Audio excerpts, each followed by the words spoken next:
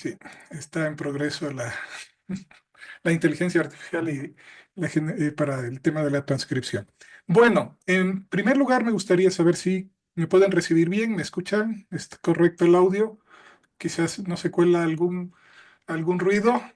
Agradecería bastante su reporte en cuanto a la escucha. ¿Qué tal me escuchan? Sí, se escucha bien. Gracias, Lorena. Buen día, Lorena. ¿Qué Buenos tal? días, doctor. ¿Qué tal me escucha el resto? ¿No hay ningún problema? Yo en este momento tengo justamente un ruido en el fondo, en la calle, pero espero que eso no nos interrumpa. Muchas gracias. Entonces vamos a empezar. Voy a compartir. ¿Será que María Elisa me pones? O ya estoy en el. Ah, ya estoy en el. Voy a compartir la pantalla y el material que tengo. Espero que les sirva con respecto a este inicio. Bien, he preparado yo del área de matemática el tema de la lógica. En el caso de la divulgación científica existen algunos inconvenientes que yo quisiera proponerles a ustedes y para poder también a la par que ustedes me compartan cuáles han sido las principales dificultades que han tenido al momento de llevar a cabo divulgación científica. Tanto desde la docencia como desde cualquier otro ámbito, la intención de comunicar conocimiento científico, especialmente en las áreas de matemática y física, suele tener algunos inconvenientes. He traído algún material que puede ser de interés y también algunas experiencias en mis anteriores conferencias. Eh, voy a... no tengo aquí. Ah, ya. Ahora sí puedo verme yo también. Quería saber cómo me estoy viendo en este momento, pero ya tengo la imagen. Bien, entonces vamos a empezar. El tema que yo propongo el día de hoy es lógica y el pensamiento científico, ¿de acuerdo? Es una aplicación en el tema de matemáticas, pero hoy hemos de topar algunos temas en física y en realidad en términos de ciencia en general. Vamos entonces con la siguiente. Como docentes o las personas que están estudiando para docencia saben, esto del Kahoot creo que a todos nos ha tocado que es obligatorio. Ya desde que uno empieza a recibir las capacitaciones para dar clases en cualquier institución, universidad o universidad, le amenazan con que tiene que dar un Kahoot. Yo voy a compartir un poquito el tema de mi experiencia con el Kahoot.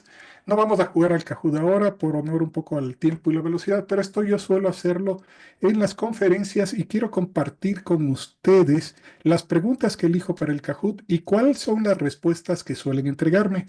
A ver si también ustedes se animan y me entregan las respuestas. Voy a presentar las preguntas que tengo, son de divulgación científica centrado en ciencias.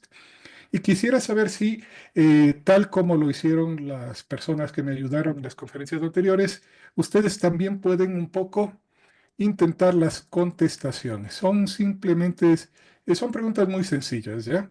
Se supone, esto gira alrededor de un estudio que se hace en España cada 2 años. Yo he ido allá y me he robado unas preguntas de ese test. Luego les voy a compartir el artículo y el enlace para que lo puedan profundizar más. Pero son muy interesantes porque tienen como punto de vista el conocimiento general que el público de la calle tiene de la ciencia, es decir, esas personas a las que vamos nosotros a llegar con divulgación científica, ¿qué saben para empezar? ¿En qué situación se encuentran? Vamos a hacer nosotros esa prueba, ¿de acuerdo? Primera pregunta sin muchos enredos. Esta primera pregunta es muy sencilla. ¿Considera usted que los seres humanos provienen de especies animales anteriores? Y obviamente hay que decir cierto o falso. Este es algo muy sencillo. Seguramente si en este momento pido que levanten la mano, encontraré el mismo comportamiento cuando yo hago este Kahoot con las personas que van a la conferencia, ¿no? Que es verdadero. Espero que... sí, gracias Lorena, verdadero. En efecto, la gran mayoría contesta verdadero. Y bueno, no hay mucho más que referirse a nuestras clases de ciencias naturales y recordar un poco lo que recibíamos en esas clases, ¿no? Es decir, en realidad todo este árbol dio como producto, sí, el Homo sapiens, pero hemos tenido primos lejanos, parientes lejanos de animales que ahora se encuentran extintos, nosotros también somos animales y por lo tanto es verdadero.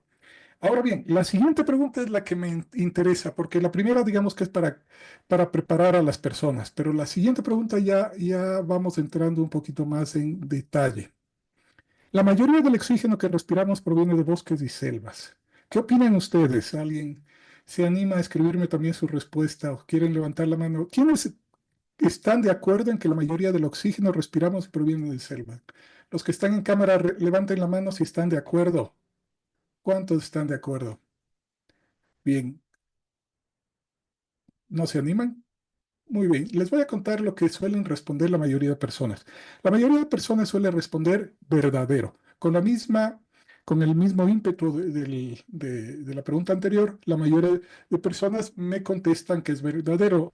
Lorena acaba de contestar que es falso y creo que ya se sospecha por dónde voy. En efecto, si ustedes conocen un poquito de ciencias naturales, su profesora de la escuelita estará encantada de que se hayan acordado de las cianobacterias o bueno, de todo el fitoplancton que puebla nuestros mares y océanos. Es decir, ellos que son capaces, estos microorganismos que son capaces de llevar a cabo la fotosíntesis, ocupan la superficie, la mayor cantidad de la superficie de la Tierra y ellos, gracias a ellos, debemos la gran cantidad de oxígeno que respiramos, ¿no?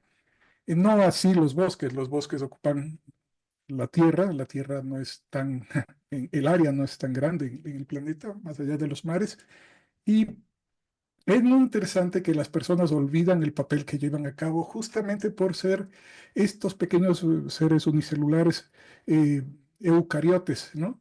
Bueno, también hay la cianobacteria que es procariote, pero en todo caso tenemos esa función. Bien, una vez que ya las personas se han equivocado en la pregunta anterior, ya van un poquito con cuidado con la siguiente pregunta. Y entonces yo intento caerles por sorpresa con la tercera pregunta. Y la tercera pregunta es, ¿la radiación fue creada por el hombre? Suelo acompañar yo esa pregunta con una imagen de una central nuclear, ¿no? O también suelo colocar una bomba atómica. Y las personas suelen insistirme en que también es verdadero, que la radiación es un invento muy moderno de las personas y obviamente muchos de ustedes ya creo que, con haberles avisado, creo que he cometido el error. Si no les hubiera avisado que son preguntas trampa, sí, en efecto, muchos de ustedes tienen toda la razón, es un proceso completamente natural. De hecho, lo encontramos, el proceso más conocido de radiación natural es el que todo el mundo conoce, el de la banana, ¿no? En donde tenemos nosotros una diferente composición de los tres isótopos más abundantes que hay en la naturaleza del potasio. Justamente el potasio 40 es el problema, es el único de los isótopos que al ser inestable se decae tanto en calcio como en radón. Pero en todo caso, en donde nosotros tengamos alguna concentración de potasio, también tendremos, aunque sea mínima, una emisión radiactiva. En este caso serían beta positivos o beta negativos, para poder dar cuenta del neutrón que está de más.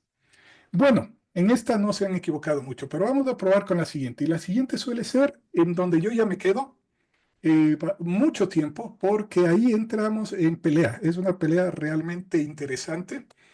Ya les digo, cuando es cara a cara, vis a vis, estas conferencias presenciales suelen ser muy debatidas. Voy a ver qué tal nos va en este grupo, aunque sea virtual. La pregunta es, ¿un cuerpo más pesado cae a la Tierra más rápido que uno más ligero? Repito, entonces, ¿cree usted que un cuerpo más pesado cae a la Tierra más rápido que uno más ligero? Bueno, resulta que la mayoría de gente cuando lee esto recuerda ¿cómo se llama? Sus clases de física en el colegio. Dijo, no, mi profesor de física no lo voy a hacer quedar mal, voy a contestar que es falso. Veamos qué me contestan. No, nadie se atreve a responder, qué pena. Eh, Falso. Y alguien lanzó el falso. Perfecto. Gracias, Lorena, por lo valiente que eres. Muchas gracias por participar. El resto, a falso, también me dice Elías. Muy bien. Y falso, María Elisa. Ok, como les decía, nosotros recordamos que alguna vez en el colegio nos contaron esta historia de Galileo justamente lanzando los objetos desde la torre inclinada de Pisa. Elida Ortiz nos dice que caen a la misma velocidad. Bien, recordemos que obviamente bueno, esto es lo que les invito a hacer nostalgia de la época del colegio, en donde nos contaban la famosa, eh, sí, Elida, de que fue lanzado. Ok, quizás esto es lo que quiero que entiendan. ¿Por qué es tan debatido el tema? Muy bien. Resulta que mucha gente me dice, pero es que Galileo afirmó que los cuerpos, independientemente de su masa y en una condición de vacío, caen, ¿sí? Con la misma velocidad si son lanzados desde la misma altura. Perfecto, pero yo les digo, yo traigo el libro de Galileo y les enseño que no es así. Bueno, tiene sus matices, pero en lo que respecta a lanzar un objeto, en este caso en términos. Sí, creo que se ve, sí. Ahí está mi imagen. Sí, sí se ve el texto. Aquí estamos con justamente uno de los famosos diálogos sobre los sistemas máximos, la obra cumbre de Galileo, por el cual se ganó ese premio por parte de la Iglesia Católica. En su segunda jornada justamente está hablando del movimiento de los cuerpos en un medio. Y este es el tema que justamente genera la fricción, nunca mejor dicho, en la cual Galileo sí propone que cuando el más grave, para él es el más pesado, acelera junto con uno más ligero, claro, el más grave va más deprisa. De hecho, dice que va muy veloz, ¿sí? Aunque no tan veloz como uno esperaría por la diferencia de masas, pero sí es el más veloz. Entonces, yo solo tener a mano este escrito, porque la gente se me lanza al cuello y me dice, es imposible, no van. Incluso yo tengo que recurrir a una fotografía que yo hice justamente con mis estudiantes para hacerles caer en cuenta, porque muchos me dicen, no, esas diferencias que se generan por la resistencia del aire son mínimas, no son apreciables. Vaya que son apreciables, en 3 metros se puede apreciar. Es decir, los cuerpos más pesados en realidad caen más rápido y no poquito, es decir, no es que estamos hablando de algo que no pudiésemos nosotros medir. De hecho, se puede medir. Ustedes se preguntarán cómo hice la fotografía, otros sabrán que es, ¿cómo se llama? Mediante la técnica de la fotografía estroboscópica. Es muy fácil construir con un pequeño motor un estroboscopio y una cámara, ¿sí? Simplemente se tiene que tener ciertas habilidades para que el giro de de la rueda en donde están creadas los orificios cuadre con el obturador de la cámara, de acuerdo? Pero pues, esos son solamente detalles técnicos. ¿Qué es lo que están ustedes viendo caer? Ustedes están viendo caer 4 pelotas de ping-pong. Una está correctamente, no se le ha tocado, y las otras 3 las he llenado de arandelas de hierro. La más pesada obviamente cae más rápido, como ustedes pueden ver en la fotografía, porque tiene más arandelas. Le he puesto más arandelas. Bien, ¿cuál es entonces, a dónde quiero llegar? Es decir, yo quiero llegar a que, bueno, también tengo que, y obviamente no me creen, debo reconocer que tampoco es algo que sea muy popular. Tengo que llegar a explicaciones que incluyen el número de Reynolds, ¿sí?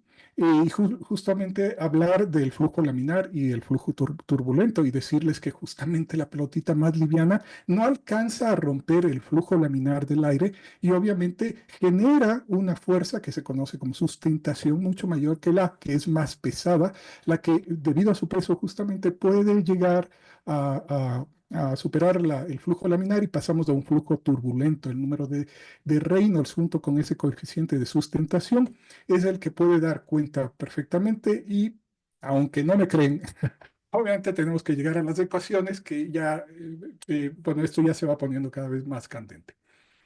Muy bien, entonces creo que voy a regresar un poquito arriba. Yo creo que regresando un poco al tema. La divulgación científica, aquella labor loable con la que muchos quisiéramos compartir, se encuentra sometida a algunos inconvenientes, entre ellos, por ejemplo, este que resalta el estudio en España, de que ante preguntas sencillas, la gente de la calle, tiene sus propias concepciones de qué es la ciencia. La razón fue creada por el hombre, créanme, hay mucha gente que contesta que sí fue creada por el hombre y que no tiene nada que ver con la naturaleza y que el cuerpo más pesado cae en la tierra, ¿no? En las condiciones de tierra, con aire y todo eso, más rápido que el ligero, obviamente debido a la educación. Creemos que esto es falso, pero en realidad es verdadero. O sea, esta idea de Galileo lanzando los objetos de la torre inclinada de Pisa y observando o midiendo de una u otra forma que caen iguales es falsa, no porque porque él no se haya subido a la torre, sino que a pesar de haberse subido a la torre, a pesar de haber hecho el experimento, el único resultado que hubiera obtenido es el que les presento en pantalla, ¿no? Que el más pesado va más rápido. Bien, con esto quiero decirles que el cerebro nuestro, ¿sí? Tiene un problema para recibir los mensajes del divulgador. Nosotros ya tenemos una idea preconcebida y por lo general errónea de lo que es de lo que es la ciencia, los hechos científicos, y que se pone en evidencia cuando somos capaces de hacer preguntas que son digamos, cultura general de ciencia. No son preguntas muy complicadas, pero que implican cierta relación tanto de la matemática, de la física, de la biología o de la química con la realidad. Ese sería mi primer punto al cual quería y luego voy a desarrollar durante la presentación. Bien, ahora que quizás a algunas personas les he contradicho con respecto a las preguntas. Me gustaría tener un pequeño feedback sobre qué les ha parecido las preguntas, sobre todo la última, en la que parece que, de acuerdo a lo que tenemos en los comentarios, es en el que tuvimos más discrepancias. ¿Qué opinan? Cuéntenme sus impresiones de esta primera parte.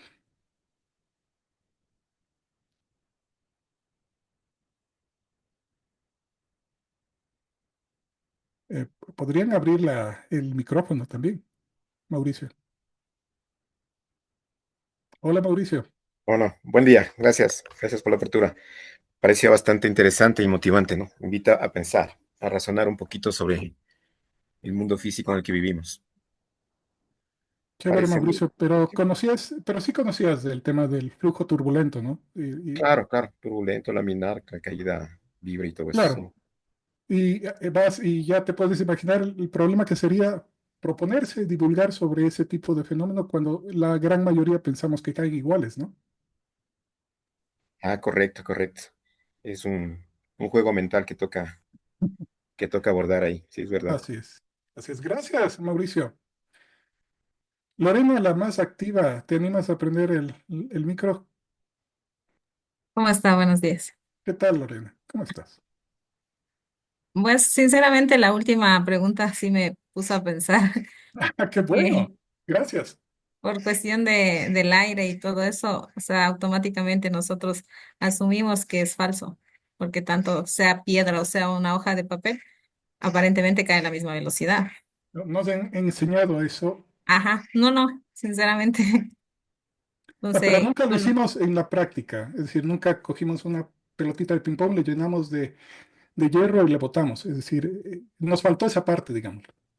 creo que ya una vez hecho en práctica, ahí es cuando nosotros tomamos más conciencia y vemos. Una cosa es hablar y otra cosa es visualizar el hecho. Exactamente.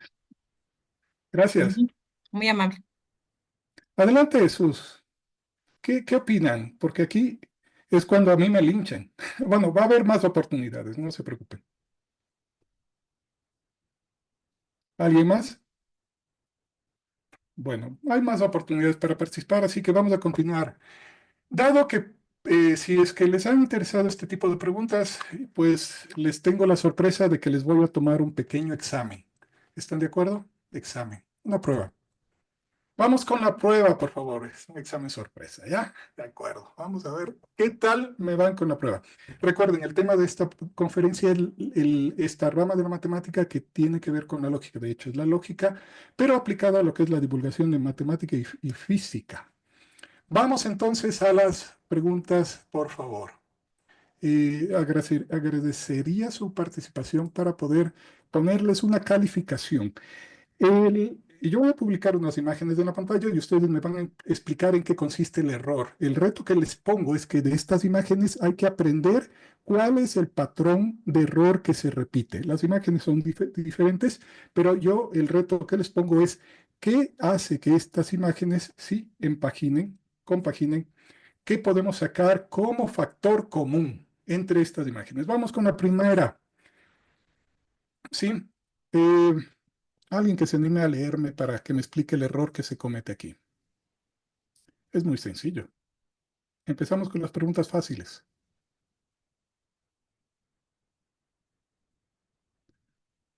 Prenda el micrófono y léanos.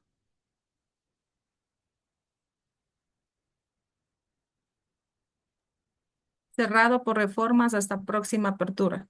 Bien, Lorena, ¿y en qué consiste el error? Ningún error. Creo que la falta de ortografía. Sí, bueno, sí, pero ya, perfecto, Lorena, está muy bien. Ya te has ganado medio punto. Listo, siguiente. Tal vez el sustantivo apertura sería reapertura antes que apertura. Muy Ok. bien. El otro punto que le debo a Lorena te lo doy, Mauricio. A ver, alguien que se lleve el punto completo.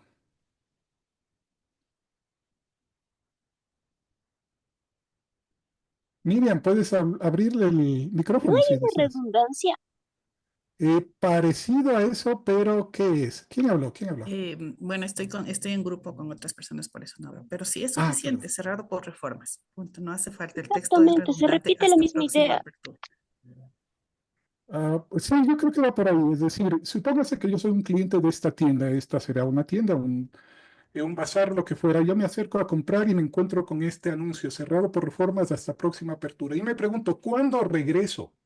Está, está cerrado este fin de semana, está cerrado hasta el 25 de diciembre, está cerrado. Es decir, Sería hasta nueva apertura porque no está indicando no la dice fecha. nada, ¿no es cierto? Estamos claros que quien quiso indicarnos, alertarnos, entregarnos algún mensaje, tenía toda la intención de que sus clientes supieran cuándo regresar, pero ha fallado completamente. Sí, justamente como dice Miriam, debería haber puesto una fecha, o al menos darnos a entender cuándo. Sí, hasta el 24 de diciembre, algo así. Perfecto, ya vamos entendiendo la dinámica. Esta era la pregunta fácil. Vamos con elevemos un poquito más la dificultad y veamos si somos capaces de encontrar el error en la siguiente. Esta era de práctica, ¿ya? No cuenta. Alguien que se anime a leerme el texto.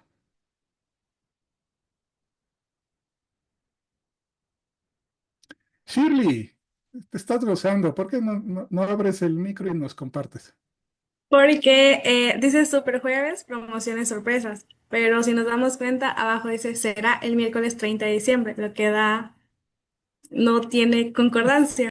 El super jueves de esta semana será el miércoles. Es decir, claro, tiene lo que llamamos nosotros una contradicción, ¿no? Pero para la persona Shirley, para la persona que hizo este cartel no había ningún problema, ¿no? En su cabeza no estaba con la intención de provocarnos la risa ni nada por el estilo. Él tenía esa intención, esa necesidad de explicar que esta semana es algo especial. El Superjueves será el próximo miércoles, con un efecto que no quería el autor de este cartel. Toma en cuenta que se ha dado un trabajo en generar el cartel, ¿no? No es un cartel pequeño, no es algo que mandó a imprimir en la impresora, es algo más elaborado. Recuerden, lo que yo les pido es que ustedes encuentren el factor común entre todos estos errores, ¿sí? Creo que ya ahora sí estamos como para irnos a una pregunta en serio. Gracias, Shirley. ¿Qué opinan? Ahí sí hay una redundancia, como mencionaba una compañera. Libros para lectura. Libros para el Son club. para leer. Créeme, Mauricio, que hay gente que me ha discutido. Me ha dicho, lo que pasa es que hay libros para colorear. No, hay libros para pintar, hay libros para dibujar. No, sí, sí, claro, si le buscamos la quinta pata al gato, pero obviamente los libros para leer sería un caso interesante, ¿no? Mauricio nota de nuevo lo que quiero que hagan es encontrar un factor común entre estas imágenes. ¿Qué es lo que les hermana con respecto al error que cometen las personas que están elaborando estos textos? Primero, deben darse cuenta que en este caso en particular no es una hoja que metieron en una impresora y sale de la impresora y la ponen. No sé si está claro que es un cartel, ¿no es cierto? Lleva, la elaboración ha llevado un poquito más de tiempo, ¿sí? Por lo tanto, quizás ustedes empiecen por ese motivo, esa pista que les doy, a sospechar cuál es el factor común. ¿A alguien se le ocurre algo? El objetivo es llamar la atención justamente, digo yo, porque para alguna persona que de pronto sí le pone un poquito más de atención, pues se queda pensando, o sea, bueno, ¿cómo es posible que, que publiquen esas frases tan redundantes. Creo yo que es justamente con la intención de llamar la atención de las personas. Ya, o sea, Susana, tú dices que tenían esa intencionalidad. Yo te puedo asegurar, para que no te equivoques en esa pregunta, que no, ninguno tiene la intención. Creo que si tienes eso en la cabeza, también vas a poder analizar las imágenes que vienen. No, no hay la intención de ser graciosos. Este señor quiere vender los libros, ¿no? Es más, si son libros, espera que le tomemos en serio. Pero no sé qué tan en serio si coloca. Bueno, vamos a continuar. Yo creo que tenemos esa idea. Vamos viendo, resolviendo un poco el tema. No es que hay la intención de causar gracia o llamar la atención por ese motivo. ¿Qué les parece esto? ¿Quién se lanza al ruedo?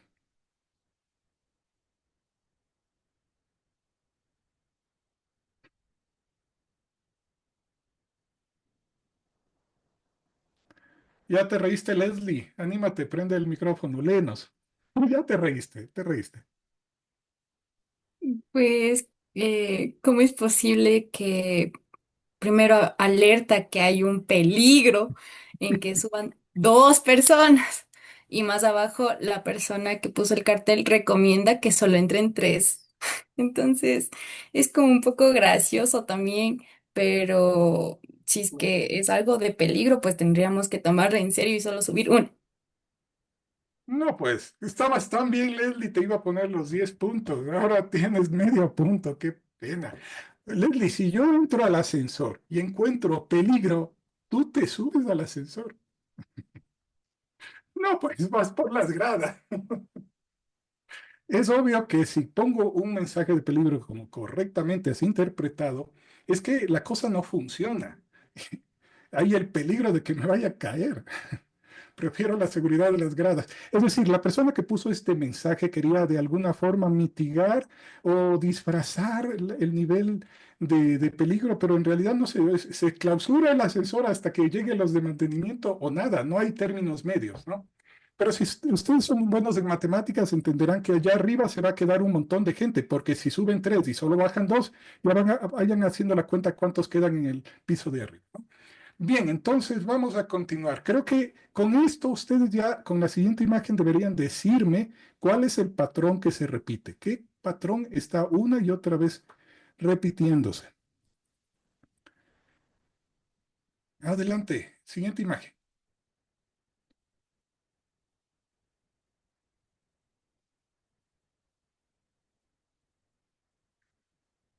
¿Quién desea? Elida, Elida,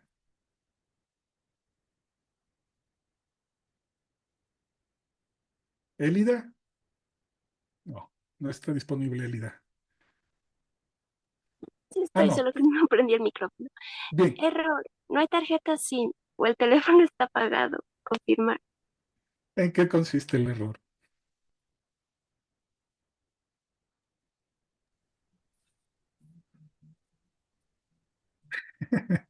Elida, ¿tu teléfono está prendido?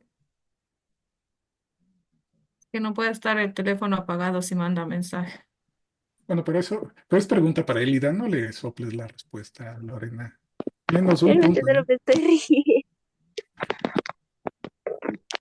riendo. Explícanos, dinos, ya todos creo que entendemos, pero cuéntanos.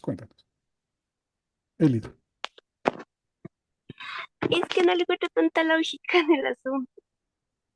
Al Claro, momento carece de de lógica. enviar, ¿qué pasa? Al momento de enviar un mensaje, o el teléfono está ¿para qué asume ese anuncio? ¿Por qué? ¿Para qué asume ese anuncio si el teléfono no está apagado? En sí, si no, la pantalla debería estar absolutamente negra. Correcto, así es. Elida, uno parece que o le está fallando el cerebro o algo está mal. Es un error. Aquí, por ejemplo, se puede uno dar cuenta que el autor de este error no quiso causar gracia, ¿no? No quiso llamar la atención. Es un error en toda regla. No hay salvavidas, no hay pretexto que valga. Ahora sí, por favor, díganme cuál es el patrón que se repite en estos errores. ¿Alguien que tenga alguna sospecha sobre los errores? Para mí hay un exceso de información, o mejor, de desinformación. Tal vez con el ánimo precisamente de informar, pero Bueno, al sí, tratar de la aumentar la información. intención no se cumple, ¿no es cierto? Es como que la intención del autor se ve trastocada porque en el mensaje da a entender cualquier cosa menos lo que adivinamos que era el origen de esa intención. Perfecto, Mauricio, pero no es la respuesta. Toma asiento y siga participando. Vamos con Shirley, ¿te atreves? Dame un factor común. Te ayudo, ¿ya? Te doy una pista, Shirley. Te hago una pregunta muy sencilla. En este error, ¿cuántas personas intervinieron en cometer este error? Shirley, cuéntame. Yo creo que la persona que lo cometió en sí y los demás que dejaron pasar el error. Ya, el que cometió sería un programador, ¿no es cierto? Algo así, alguien que programa en teléfono. Y ese programador tendría un jefe que revisó antes de que diera visto bueno, porque si, si dejamos que uno solo saque un teléfono, va a ser... Y por último, habría alguien controlando la calidad sobre todo antes de sacar a vender. ¿No te da eso a sospechar algo? ¿No te dice algo, Shirley? Que o tal vez no le pusieron importancia o simplemente vieron por fuera, no revisaron bien lo que tenían que hacer. ¿O no revisaron bien? Nadie vio. O lo vieron y les pareció lógico, no intervinieron en sí. Pues podría ser, pero estaríamos al menos de acuerdo, Shirley, que hay más personas, ¿no es cierto? Ya, bueno, esa es una pista que vale para todos. Si alguien tiene la respuesta, levanta la mano y se lleva el premio, ¿ya? Sigo. Vamos con la siguiente imagen, capaz que ya descubren el patrón. Esta es difícil.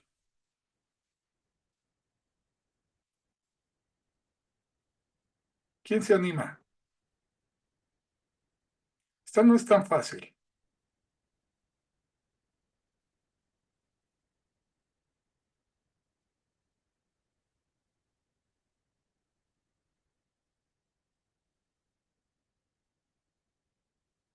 A quien se anima le doy una ayuda también, ¿ya? Una pista.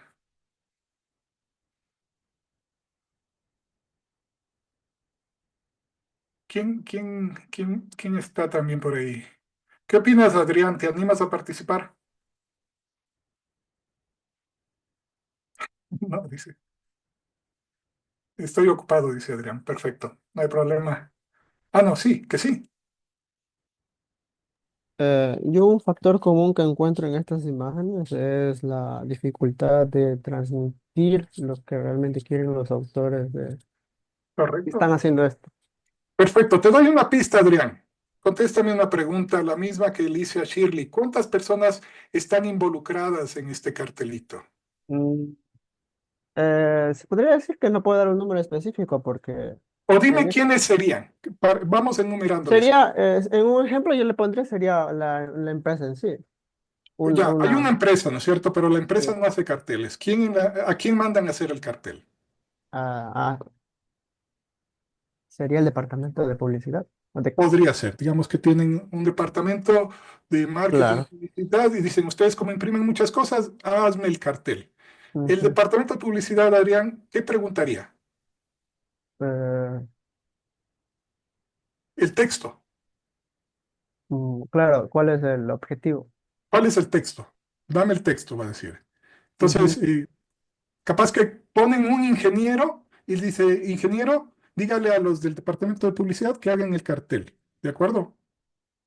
Sí, Adrián, cuando el departamento de publicidad ya pone el fondo bonito, las letras bonitas, ¿quién paga?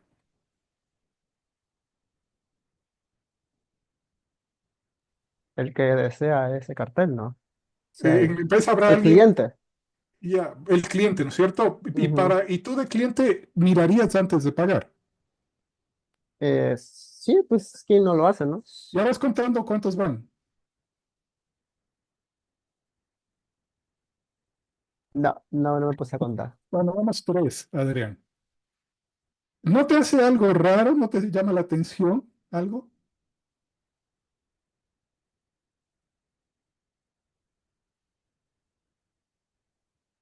No, bueno. ¿A No. alguien le llama la atención?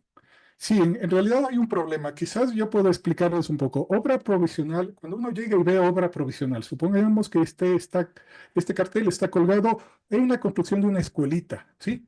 Han puesto la valla, esa valla obviamente nos protege de entrar a la construcción y ponen ahí obra provisional. Literalmente eso significa que una vez que terminen la escuelita, se la van a llevar, porque es provisional. ¿De acuerdo? La obra, la escuelita es provisional. Si están haciendo un paso elevado para transeúntes, terminarán la obra y si hacen caso que es provisional, la van a quitar. Ese es el error. Ahora bien, ¿cuántas personas no vieron ese error? Según Adrián, hay al menos tres. Yo al menos diría cinco. Porque a quien le mandaron a hacer en latón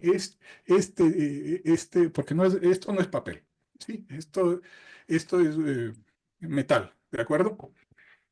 También lo tuvo a fuerza que leer y volver a preguntar, ¿y quieren que ponga esto? Sí, te estamos pagando que pongas eso.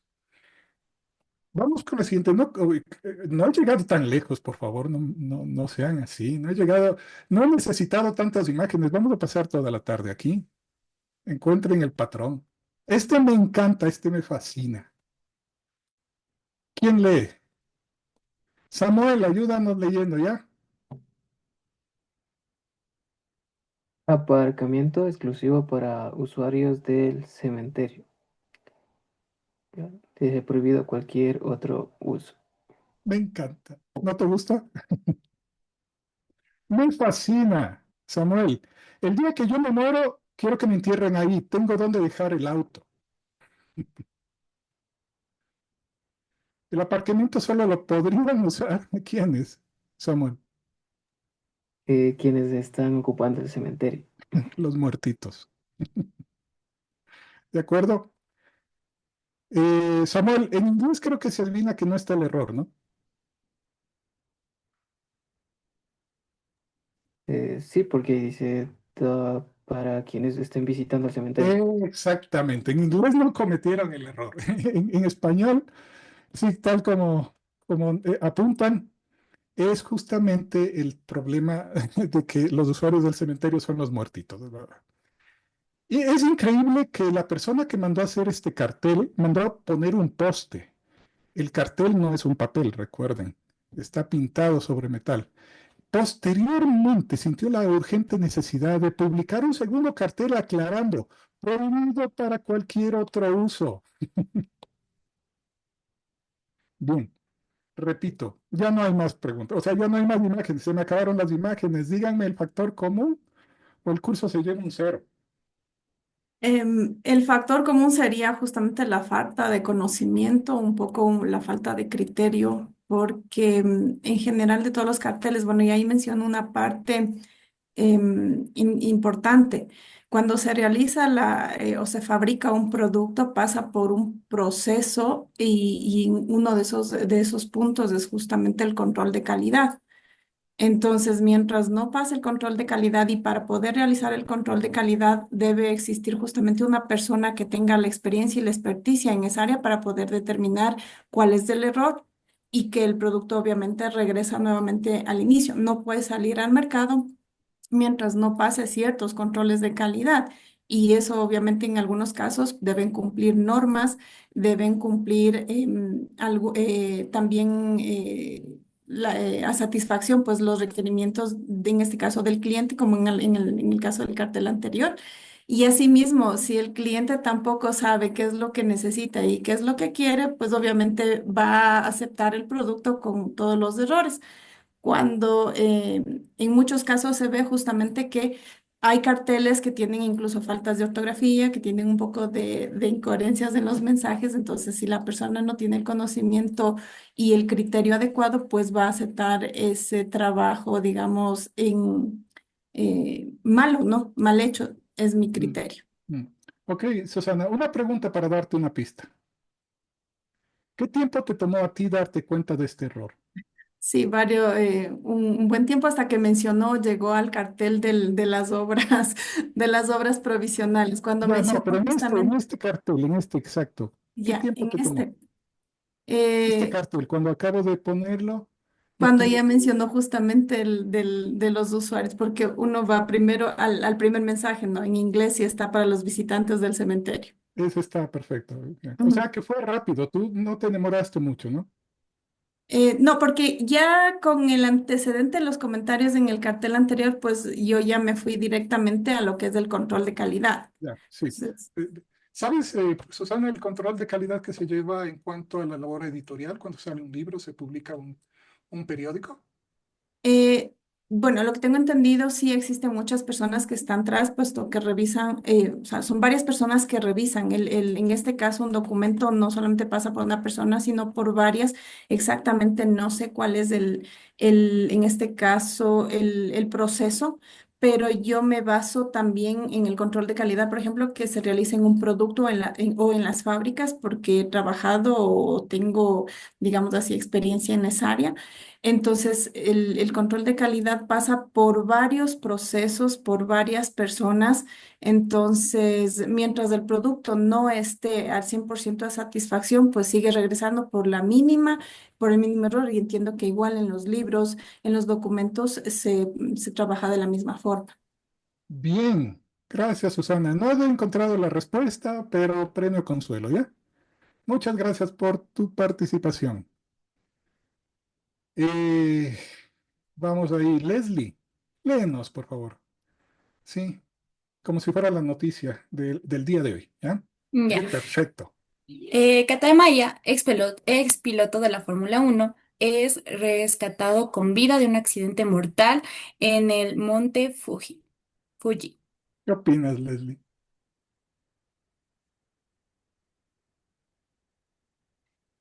Que hubo un milagro porque dice accidente mortal.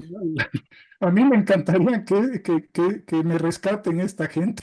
Me muero. Claro, Dios me porque ese libre. accidente mortal es como que no era la hora de ser del señor, entonces por eso no Pero se se murió, murió. ¿no? Se murió Claro. y le rescataron. Es encantador.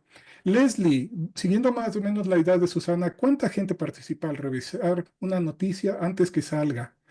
Especialmente cuando la publican medios de prensa. Los editores principales, bueno, primero la persona que hace Correcto. la noticia, El después autor, el pasa a los reportero. editores, ¿mande? Mandan a alguien que se llama el corrector de estilo. Ya, de ahí supongo que a más personas para que Al sigan editor, correcto. El al editor. editor, y no de ser solo un editor, sino han de Es ser el de varios. deportes. Particularmente este es de la sección de deportes. Y de ahí, como tú bien dices, al editor general. Ya. Yo creo que en esto de, según los comentarios que ha venido haciendo, eh, siempre nos manda, si, digamos, la persona que más sabe. Por ejemplo, si el ingeniero me dice, hoy es martes, Oye, hoy es martes.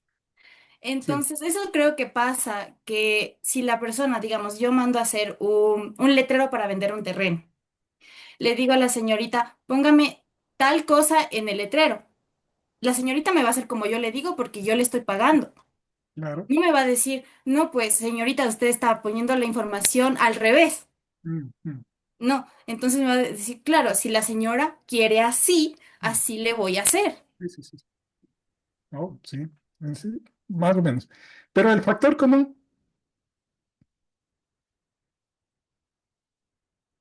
¿cuál sería el factor común, Leslie? Yo creo que es la falta de lógica o a nuestro parecer puede ser, digamos que para mí puede ser lógico lo que para usted no puede ser lógico. Un relativismo. No voy por ahí, pero buen intento, Leslie. Ya 3/4 de punto, ya no medio punto, un poquito más. Yo sigo insistiendo, ¿cuánto se demoraron ustedes en encontrar el error? Y la pregunta anterior que hice también, tomen en cuenta cuántas personas cometieron el error. Lorena, ¿levantaste la mano o fue mi idea? Sí, A ver, yo creo que aquí sería el factor común, el error humano en el momento de leer y asimilar la frase antes de publicar. ¿y tú te diste cuenta, qué tan rápido te diste cuenta de este error que acabo de poner? Rápido. Rápido. ¿Sí? Momento que terminé de Entonces leer. no eres humana. Conclusión, Porque eres una inteligencia artificial. No, es que imagínense si se lee y se analiza la frase, entonces usted automáticamente asimila o ve el error que está en la frase. Claro. Y estos tontos no se dieron cuenta, por ejemplo, Lorena. No lo escuché, perdón. No, y estos tontos no se dieron cuenta. Es que ahí está el error, Y ya, por porque supuesto. el error humano, porque no todos asimilan o ven de la misma manera los Ya, errores. estás concluyendo igual que Leslie de este relativismo, ¿no? Pista, les doy una pista. No hay relativismo. Vamos para ser un poquito más rápido. ¿Quién me ayuda con la última? Esta sí es la última, ya no doy más chance, ¿ya? Ahí paso las calificaciones y saque lo que saquen. ¿Quién se atreve con la última?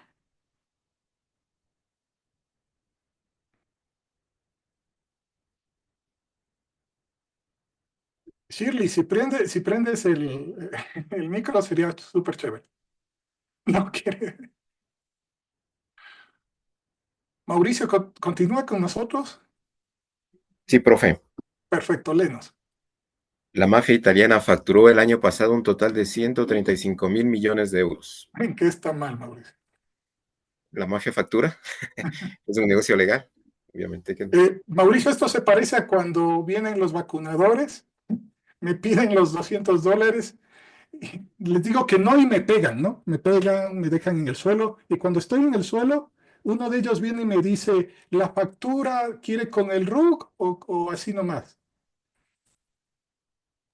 Así mismo es. No tiene sentido. Pero Mauricio, contigo mismo, ¿cuántas personas están involucradas en este error? Como veo que es una publicación de un diario o algo así, pues varias. Probablemente más de 6, Sí, 7. exactamente, sí, así es. Hay varias personas que leyeron esto. Mauricio, cuando tú le leíste, ¿cuánto te demoraste en encontrar el error? Casi inmediato porque mafia y facturar, como que no No tenía, tiene sentido, no ¿no? tiene sentido. ¿En qué área, por ejemplo, de esta publicación pertenece? ¿Deportes? ¿Cómo se llaman este tipo de noticias? Es una noticia informativa, sería, ¿no? Sería económica. Por lo general, cuando ya Sí. ponen cifras, porque más abajo dijo, tuvo beneficios netos de 30.000 millones, es decir, R con R, no sale de ahí. Es curioso porque Mauricio está en toda la razón, ¿sí? Esta gente no es que lleve libros, no es que deje registradas las cosas que hace, es decir, hace totalmente lo contrario. Mientras más oculto y negro esté el negocio, es mejor. Por lo tanto, entre ellos mismos se roban. No existe ese tema. Bueno, alguien que tenga la solución, obviamente esto en presencial funciona mucho mejor. Ahí tengo chance de aplicar técnicas pedagógicas. Voy detrás de ustedes con un palo hasta que encuentran la solución.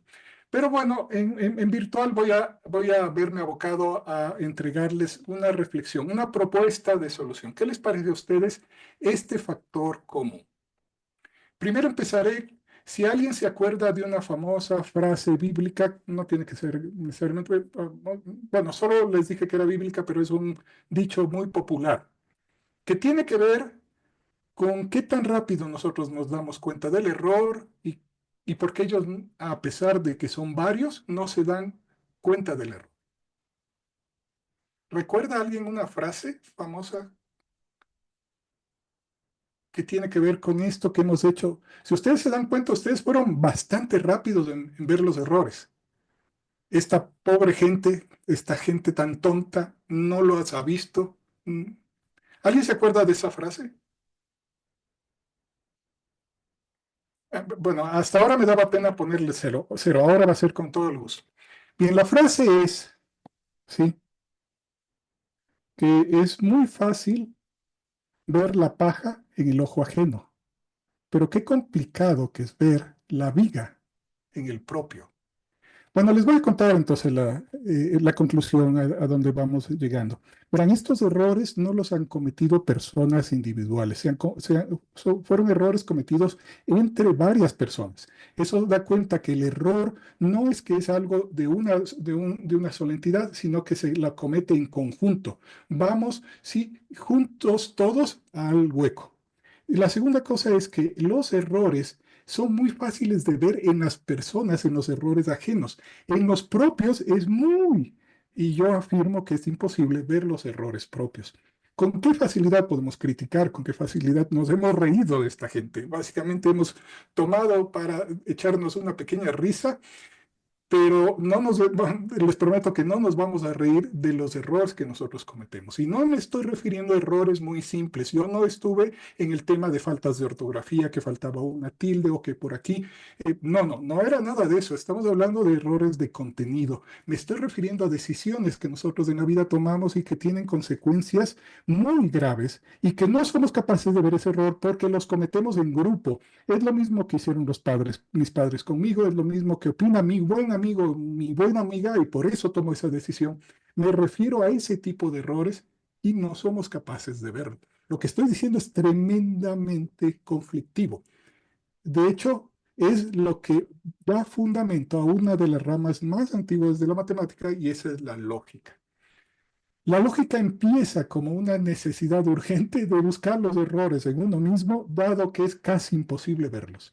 Eso da cuenta de la invisibilidad de los errores. Estos errores, los que importan, ya digo, no es un error en el que uno por omisión, por falta de revisión, por pasar por alto, ha cometido, ¿no? Me refiero a los errores que uno, convencido que no se equivoca, incluso a sabiendas de que está montado todo así, lo comete con plena alevosía, llamémoslo así. Bien, entonces, esa es la conclusión, ese es el factor común. Los errores son invisibles. Les voy a dar una frase, si con esta frase me contestan acorde a lo que hemos visto, pueden tener puntos de recuperación en la nota, ¿ya? Merced a estos tres factores que he mencionado en los errores son invisibles, especialmente si son los míos. Los errores se cometen en grupo, es decir, mis amigos opinan igual que yo, por lo tanto, vamos al hueco seguro, cometemos el mismo error, tomamos las mismas decisiones, optamos por educar a nuestros hijos de la misma manera que fueron nuestros padres, porque en grupo nos sentimos más seguros y no podemos equivocarnos. Pues es cuando más nos equivocamos. Y tercero, sí, los errores, sí, tienen esta maravillosa capacidad, sí, de ser vistos por otras personas. Otros, fuera de aquí, fuera de mi círculo social, de mi círculo profesional, ellos sí ven mis errores, pero a la primera, el ejercicio que hemos hecho, ¿no? Esos tres factores son los tres factores comunes. Merced a eso les voy a dar una frase y quiero sus opiniones. La frase es, aprendo de mis errores. ¿Qué opinan de esa frase? ¿Se puede aprender de los errores? Shirley, ¿cómo que sí? Tardar una hora. O sea, desde mi punto de vista, sí, porque si vi que, por ejemplo, aquí pisé mal, ya no voy a volver a pisar ahí, porque ya sé que está mal. Pero no sabes que está mal. Te acabo de decir que el error es invisible.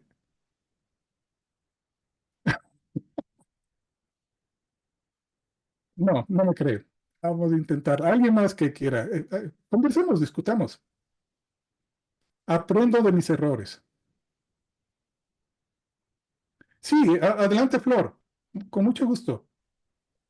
Yo creo que sí se puede aprender porque digamos que yo no me doy cuenta, pero las personas que están a mi alrededor sí, por ejemplo, mi No, mamá o pero alguien. las personas que están alrededor tuya justamente son las que te validan en el error, porque juntos no podemos equivocar. Ese es el engaño. No sé si está claro, Flor.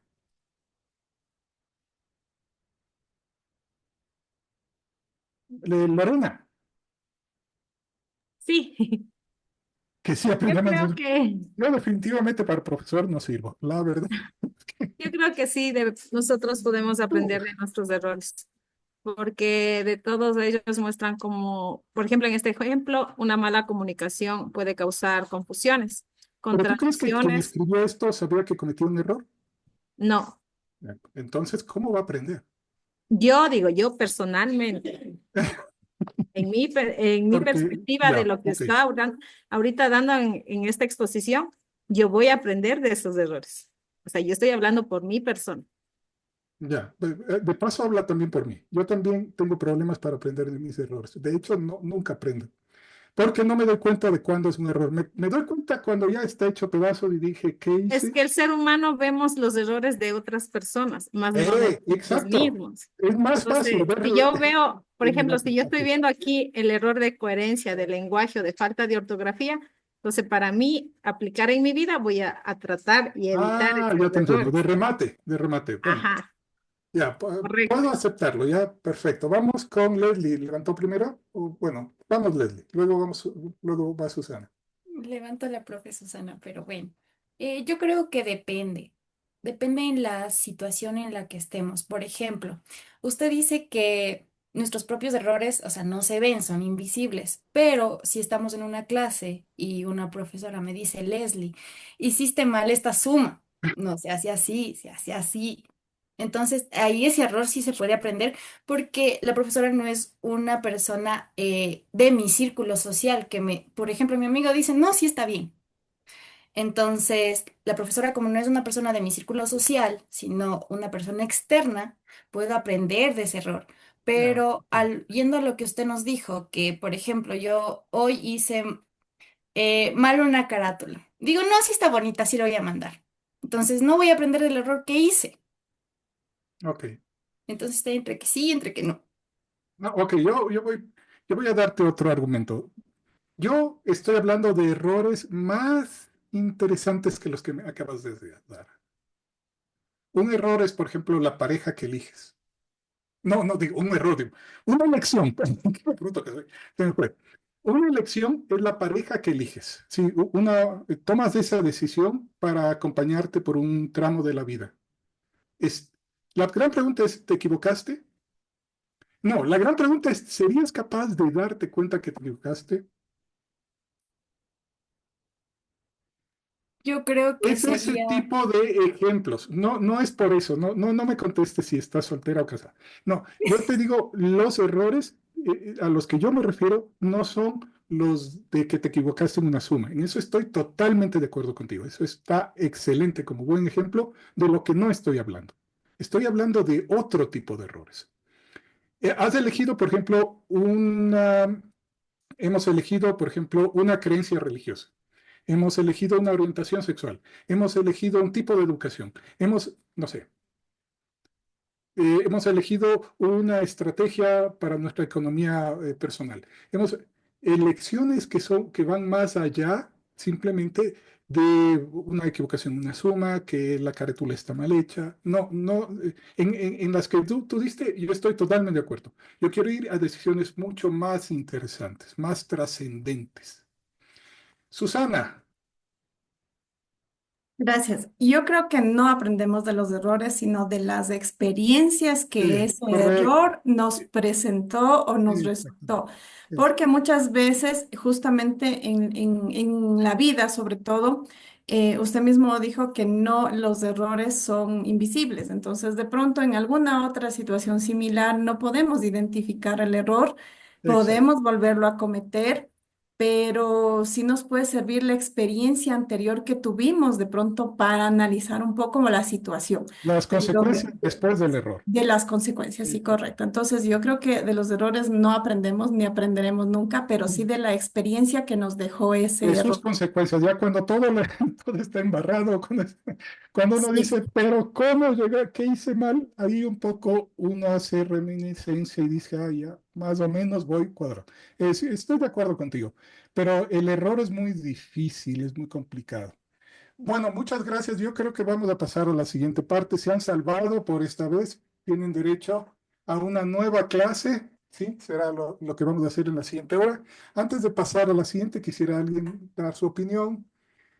Les agradezco mucho a Flor, Lorena, Mauricio, Shirley, Leslie, Adrián incluso también. Me hace falta también Samuel, a quien tuve que presionarle, no ha vuelto a participar, pero no importa, todas son buenas participaciones de las personas que han escrito y no les he leído, qué pena, pero ahora mismo vamos a continuar. Les voy a poner en una situación de un error muy importante que van a cometer. Yo les pongo en aviso, ¿sí? En este momento vamos a estudiar, eh, ¿qué tengo? Ah, sí, aquí está el caso. Les voy a proponer un caso. Este caso se van a equivocar, todos se van a equivocar, todos nos hemos equivocado. Luego les digo el truco para no equivocarse. Spoiler, educación. Pero bueno, sigamos. Vamos a ver este caso, todos se van a equivocar. Y quiero que disfruten de la equivocación. Quiero que miren cómo el cerebro se equivoca en cada una de nuestras cabecitas. Cuando el cerebro sepa de esto, escuchen claramente lo que va a decir el cerebro. Sabemos que va a estar mal, pero ¿cómo se llama? Veámoslo con estos nuevos ojos. Este aviso que les estoy anunciando antes de, pero no es para que se repriman, sino para que disfruten y gocen de la equivocación que vamos a causar. Quizás alguno ya conozca este caso, entonces por favor silencio, no me arruine la experiencia.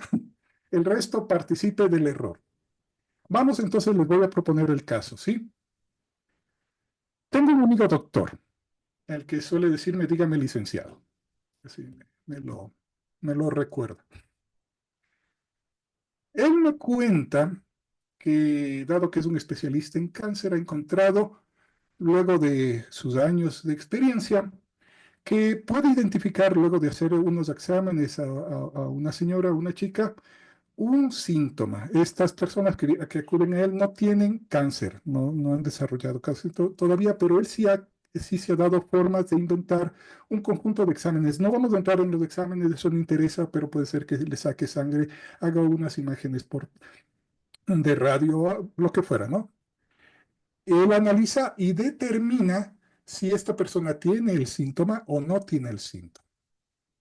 Él me cuenta, yo les mando los exámenes y en mi historia de estos años que he tenido, yo soy capaz de entregarte 100 pacientes, aquí están las historias médicas bien ordenaditas, 100 pacientes a quienes yo en su momento les dije que tenían el síntoma.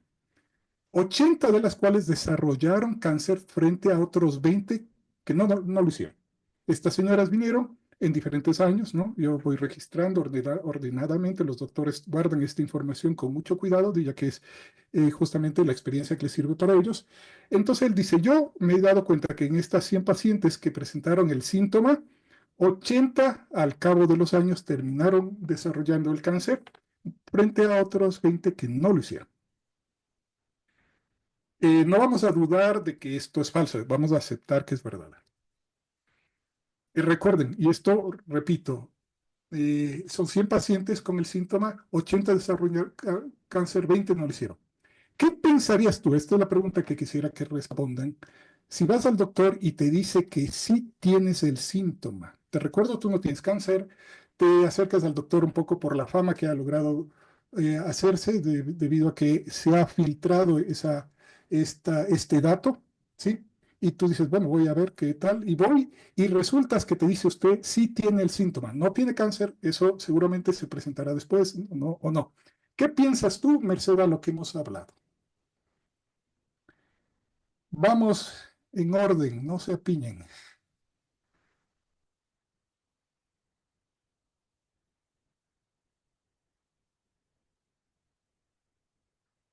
Empecemos con Mauricio. ¿Qué piensas? Matemáticamente, ya estaríamos Perfecto. hablando de probabilidades. Probabilidades. Entonces, ¿qué probabilidad tienes de que te dé cáncer? 80% de que me dé cáncer si tengo el síntoma. Y un 20% de que no me Eso, dé. y dime como el gallo Claudio, matemáticas, hijo, matemáticas. Matemáticas, dijo. 80%. Ya. Shirley, Pues como paciente y viendo que el 80% sí tienen cáncer, desde un punto me preocuparía, claro, eso es porque normal. al Claro, es puedo normal. El pertenecer cáncer al es algo más serio, 80%. ¿no? El cáncer es complicado. ¿Concordarías que matemáticamente, de acuerdo al matemático Mauricio, es también el 80%? Puedo pertenecer al 80, pero también puedo pertenecer al Claro, 20. sí, estás de suerte entonces. Estarías de suerte. Leslie, ¿qué opinas? Bueno, cambio la pregunta, no me digas qué opinas. ¿Tu cerebro qué te dice? No, mi cerebro me dice que soy parte del 80% y ya 80% sí puedo tener cáncer, o sea, es muy poco probable, bueno, el 20% probable de que no tenga. Me subo al Tú barco tienes de el morir. síntoma, entonces empieza tu cerebro dice alerta, alerta, alerta. Ok, disfruten el error, nos hemos equivocado, pero ahora les invito a ver que no nos hemos equivocado solos. Les comento que como raza humana nos hemos equivocado. Para ver este error hubo necesidad de genios analizándolo. Y fue hasta, bueno, tomando en cuenta que la historia más o menos va como unos 250.000 años, lo cual es un montón de años y generaciones, digamos que son solamente los últimos 2.000 años los que más o menos sospechamos cómo iba, pero exactamente en este punto no creo que lleguemos a 3 siglos. Hablando de 200 años, estaríamos más o menos bien. Imagínense en todo el periodo de ignorancia en el que estábamos. ¿Por qué? Porque nuestro cerebro nos acaba de decir en la cabeza, hombre, si tienes el síntoma, es muy posible que desarrolles el cáncer. Ok, vamos, yo les voy a poner ejemplos de cuándo se ha cumplido, no cumplir, no. Voy a poner ejemplos de cuándo nos equivocamos así, y quizás así, con estos ejemplos, por la fuerza de la analogía, se van a dar cuenta, como yo también pensaba esto, hasta que no di con un libro, o sea, estaba perdido. Si no hubiera dado ese libro, capaz que seguía en la misma. Bien, estamos claros de que técnicamente no hay nada mal, pero como que algo no cuadra. ¿Qué es lo que no cuadra? Les voy a contar. Esta técnica médica con la cual el paciente era desangrado de forma voluntaria, es decir, el doctor venía a la casa y cortaba carne y vena para que salga la sangre, era algo muy común, ¿sí? Para, por ejemplo, varios tipos de enfermedades. Bueno, las que el doctor consideraba que fuese necesario. Esto es real. La sangría era un método médico aplicado de forma corriente. La pueden consultar en el internet y van a encontrar imágenes semejantes a esta. Claro, esta imagen da a entender que fue hace mucho tiempo, pero no es que haya sido solamente hace mucho tiempo, también si buscan pueden ver incluso fotografías, lo que da ya a entender que, que no es tan atrás en el cual para poderse curar de alguna anemia o de alguna dolencia, entonces simplemente venía el doctor, decía, lamento mucho, pero vamos a tener que sangrarle. Entonces tú como paciente decías, sí, sangre menor. ¿Por qué creen que decían sí? Corte, corte nomás. ¿Por qué piensan que decía que sí? Les contesto, porque ya veo que preguntarles sí, estoy perdiendo el tiempo. No, es una broma. Decían sí, porque resulta que el doctor, de cada 100 pacientes que estaban enfermos, les sangraba, 80 se recuperaban. Repito, la razón es de cada 100 pacientes a las que el doctor les sangraba, de esos 100, 80 se curaban. A que ahora sí me van a dejarles cortar y sangrar. De 100, 80 son muchos. Es lo mismo que ustedes, es lo mismo que fue en el caso anterior, no ha cambiado nada, son los mismos números. ¿Quién está dispuesto a someterse a este novedoso tratamiento médico respaldado por las matemáticas de Mauricio? Gracias, Mauricio. Bien, les voy a dar otro ejemplo, ya que no me creen con ese ejemplo. Bien, les estoy presentando, ¿sí?, un trabajo, justamente un análisis de empleabilidad de los graduados de la carrera de Psicología de la Universidad Politécnica. Tengo que esconder para mis presentaciones el nombre de la Politécnica Salesiana. Alguien va a salir ofendido. Bueno, este es justamente una tesis para graduarse, ¿ya? Dentro de esta tesis, un día, revisando alguna literatura, encontré un gráfico que dije, me viene magnífico para mis conferencias. Es este gráfico. Pero es que ni siquiera porque lo hubiera mandado a hacer yo. En este cuadro dice que se presenta que de 100 personas que se graduaron en la Salesiana, 92 encontraron trabajo. Leslie, vamos a la Salesiana. Vamos, profe, yo sí voy, Vamos, ya vamos a que la me Salesiana. están asegurando trabajo. Pero ¿está mintiendo la persona que hizo esta tesis? No. Supongo que no, porque ha de No, haber hecho no, no, las no, encuestas para nada. necesarias. Está mintiendo. De hecho, lo que yo quiero resaltar es que no es necesario entrar en que el doctor está mintiendo con el síntoma, en que el doctor este que sangraba mentía con respecto a los datos que nos daba, o este señor que está haciendo su tesis para graduarse está mintiendo. No tiene nada que ver. Él nos dice que de cada 100 personas, 80 graduadas, bueno, digo 80, pero sé que son 92, que casi me viene como pintado el ejemplo. Trabajan y otras se quedan desempleadas. Yo me voy a la Salesiana al siguiente día. Ya, el cerebro, Leslie, nos acaba de jugar una mala pasada. Y creo que eh, perdón, Susana, ¿quieres comentarnos algo? Adelante. Sí, bueno, yo con respecto a eso, en la universidad muchos justamente para las encuestas de las universidades, para saber justamente la empleabilidad de los estudiantes, se Ah, utiliza sí, sí, mucho sí, sí. esto. Pero siempre había alguien, un compañero recuerdo que él comentaba y decía, listo, el 90% de estudiantes están trabajando, pero hay que preguntar en qué están trabajando, justamente lo que mencionó María Elisa en su mensaje, en su comentario, ¿en qué están trabajando? Porque un estudiante, por poner el ejemplo, ahí menciona de psicólogo, ¿el psicólogo está trabajando en realidad en psicología o está trabajando, por ejemplo, en un taxi, está trabajando de vendedor o está trabajando de ayudante? O sea, ahí falta un poquito más de amplitud en cuanto a la pregunta, ¿no? O sea, la pregunta en realidad, ¿te encuentras laborando? Es una pregunta así como tal muy abierta, pero debería ser un poco más específica. Ok, Creo yo. Entonces, ya, ese es el comentario, por ejemplo, que salía siempre. Ok, el estudiante está trabajando o el egresado o el profesional está trabajando, pero ¿en qué está trabajando? Entonces, sí, muchas veces se conforman con la respuesta de que sí está trabajando, pero a lo que nos interesa saber es en realidad está trabajando en su profesión, en lo que estudió, y eso básicamente nos sirve como información de la empleabilidad del profesional realmente. Y ok. también conocer y saber en qué lugar está laborando también es importante. Bien, gracias, Susana. Eso es con respecto justamente, me parece que son unos indicadores del CASES en cuanto a la evaluación que se hace, pero gracias a tu participación, sigue, sigue intentándolo, ya que no voy por allí. No voy por ahí, ya que no hace falta. Más bien dicho, el tema es sí, tienes toda la razón, pero no hace falta. Y se van a dar cuenta por qué.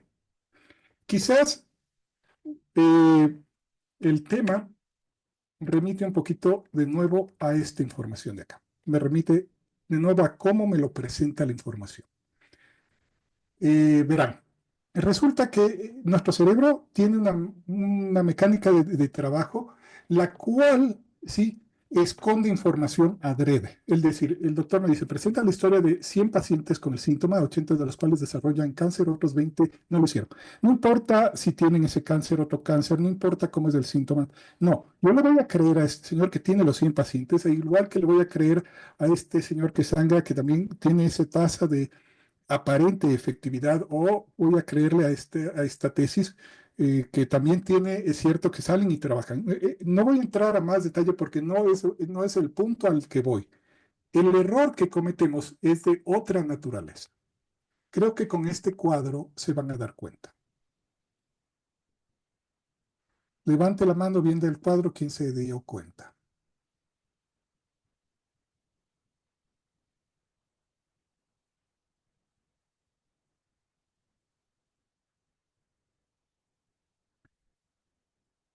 Ah, ¿almuerzo y regreso? Susana quiere intentarlo otra vez, pero alguien que no haya Ya, ok. participado. Alguien más. Ya Susana ya sabe. No, no vale. Alguien que. Tiene nombre y apellido, es un fenómeno muy estudiado en psicología y tiene unas aplicaciones muy interesantes justamente en ciencias, especialmente en física y en matemática, para los investigadores, ¿no? Bueno, se supone que viendo el cuadro, en el libro que encontré yo esto, me presentaban el cuadro y no me dijeron nada. Yo tuve que tardar un mes en darme cuenta. Yo no vi. No vi, tuve que hablar con gente hasta que alguien me dijo, pero ¿te das cuenta que te está diciendo que el doctor te contó de 100 pacientes con el síntoma, pero no te dijo nada que había pasado con 100 pacientes sin el síntoma?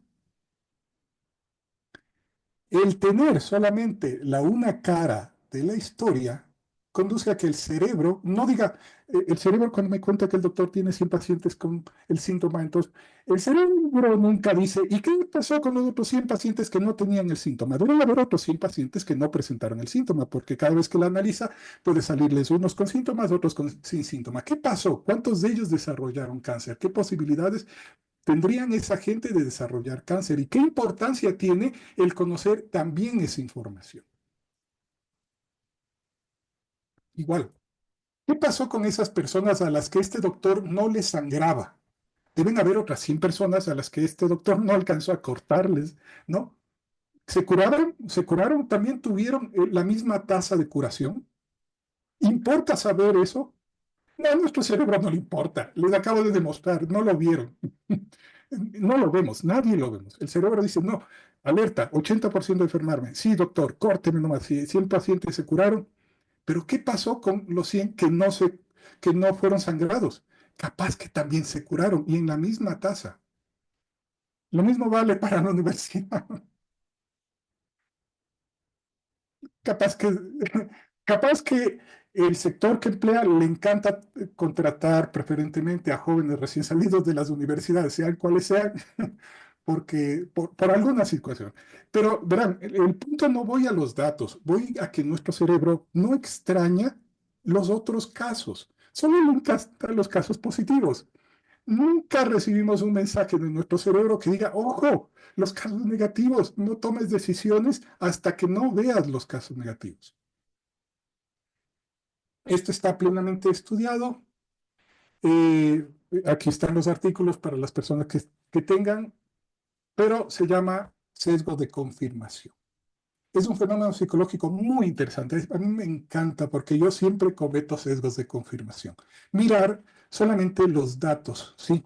Que confirman lo que yo creo, lo que yo pienso, lo que yo espero. Mi cerebro funciona solito, así, ¿no? O sea, no es necesario, esto no es que sea tonto, es que esto no es que... No, el cerebro, la primera respuesta dice 80, matricúlate en la universidad. 80, sángreme, 80, lo que fuera. Es decir, evitar ver todo el conjunto de datos objetivos y solamente mirar aquellos que confirman mi presunción, mi idea, mi hipótesis, sí, es algo que nos pasa a todo el mundo. Y el cerebro funciona así, ¿de acuerdo? No es que está mal, nacimos así, la evolución nos ha llevado hasta aquí y no nos dimos cuenta. Lo peor de todo es que no nos dimos cuenta. ¿Sí? Esa capacidad que tenemos de ser selectivos con respecto a aquellos aspectos de la realidad sobre la cual nos fijamos, no es algo que hagamos porque somos malos, no es algo que lo hagamos por egoísmo, no tiene connotaciones morales.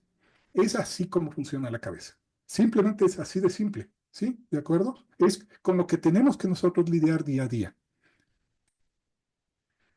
Muy bien, este es el libro del que les hablo. Ya tiene algunos años, ya está descatalogado, pero afortunadamente también pueden consultar nuevos libros. Este Stuart Sutherland a mí me abrió los ojos, se llama Irracionalidad, el enemigo interior, y ya saben por qué tiene ese título, ¿no?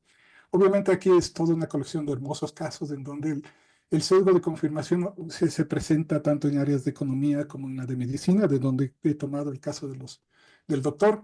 También el caso de educación, especialmente en el caso de educación, es precioso este libro, pero como les digo, pueden encontrar mucha más bibliografía fuera de este caso y tiene un completo problema, plantea un problema increíble en divulgación. Para la divulgación científica, lamentablemente, nosotros contamos con personas que no han sido educadas, a quienes no ha venido alguien y les ha dado una exposición, alertándoles de cómo el cerebro se confunde con los datos, alertándoles de que esto ocurre con la cabecita.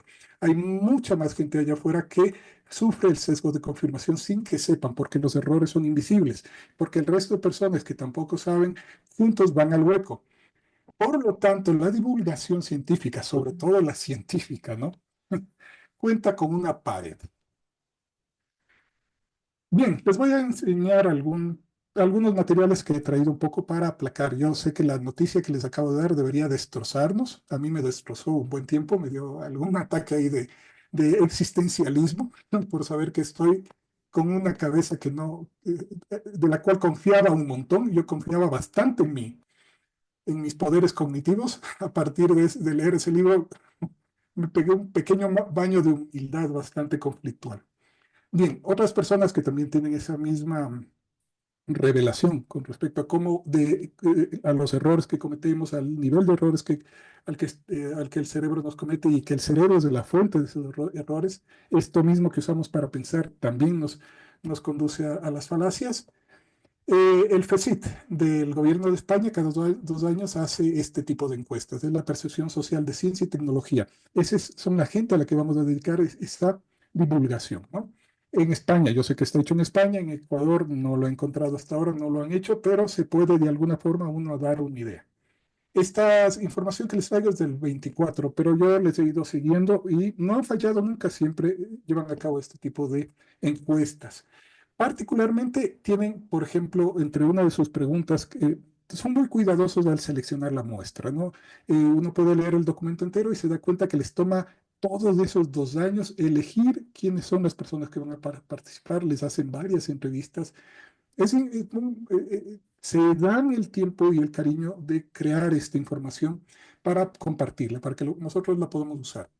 Dice, supongamos que unos científicos están estudiando la eficacia de una medicina para la tensión alta. Le voy a presentar 4 opciones para llevar a cabo un estudio. ¿Cuál de estas elige usted? Recordemos, estas preguntas son hechas dentro de un muestreo en donde no importa su nivel social, económico, educativo, hombre, mujer, género, etcétera, etcétera. Alguien de la calle. Entonces, para saber si este medicamento para la tensión funciona, ¿usted preguntaría a los pacientes cómo se encuentran para ver si notan algún efecto? Ahí hay un porcentaje de los que eligen esa opción. Analizar el efecto de cada uno de los componentes del fármaco por separado es otra propuesta. Administrar el fármaco a unos pacientes pero a otros no. Y comparar qué ocurre en los dos grupos. Esa es otra propuesta. Utilizar su conocimiento sobre medicina para establecer la eficacia del fármaco. Esa es otra opción. Y no sabe o no contesta las típicas de las preguntas. ¿Cuál es en este caso el resultado obtenido? Este es el resultado. Si somos un poco analíticos, hemos de darnos cuenta que más del 50% se equivoca. Más del 50% optaría por otro mecanismo para el control de este medicamento que no encaja para nada con lo que realmente se lleva a cabo en el control que justamente Susana decía de calidad de los medicamentos. Es decir, si hay un porcentaje interesante, que sería el 47%, nada desdeñable, de personas que básicamente dicen que habría que ponerle a unas personas el medicamento, a otras no, y comparar. Pero el resto, es decir, la mayoría, un poco, pero la mayoría, no da con esta solución. Y esta es una de las tantas preguntas con las que se sondea de una u otro ángulo esa percepción que las personas tienen del método científico. Si este es el nivel en el que nos encontramos, ustedes van a entender que lo que entendemos por divulgación científica corre un riesgo muy increíble, del cual podemos ya después, en un momento dado, pediré sus opiniones. Solo les traigo algunos resultados como para encajar un poquito este golpe. Por ejemplo, si ellos toman en cuenta el nivel de estudio, resulta que quien más bajo tiene el nivel de estudio, menos bien contesta. De acuerdo, esta pregunta y al resto. Entre hombres y mujeres, resulta que entre los hombres contestamos mejor en 2 etapas de nuestra vida, de los 45 a los 54 y de los 65 a más años. Curioso. Entre mujeres se equivocan más, resultados estadísticos, no voy a entrar en peleas aquí. Entre mujeres se equivocan más de 15 a 24 años y de 65 y más años. Datos son datos, interpretaciones aparte. Y con respecto a la clase social, En clases altas hay un increíble 65%. Nadie en estas clasificaciones saca 65%. Nos duela como nos duela, sí, les va mejor en la respuesta. De esta, repito, y de las otras preguntas. Para quien desee, por favor, pueden consultar están públicas, entran con PECIT, las encuestas de percepción social, las van a encontrar cada 2 años. Pueden elegir la que deseen. Ese informe es interesante si ustedes quieren em, conocer el público. Obviamente no son las aquí en el Ecuador, pero algo de idea algunas ideas nos trae. De acuerdo, ¿qué les ha parecido? Ahora sí abro un poquito. ¿Qué piensan?